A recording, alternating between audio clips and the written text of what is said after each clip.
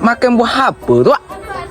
Tanya Puak Agi ni ke? Itu aku tengah makan mempelam. Hari musim mempelam ni ke?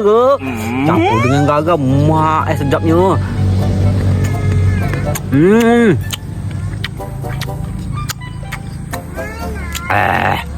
Ini mempelam curi. Kalau benda curi paling sedap. Sedap.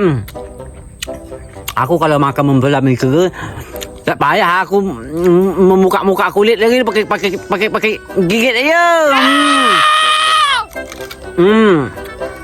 Paling sedap. Cecah ke. Mak ya.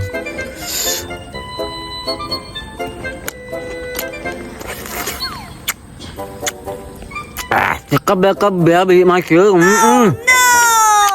Mengalah kalau beri kodeng yang betina mata ni biji mata. Sedap betul. Mereka nak. Sedap.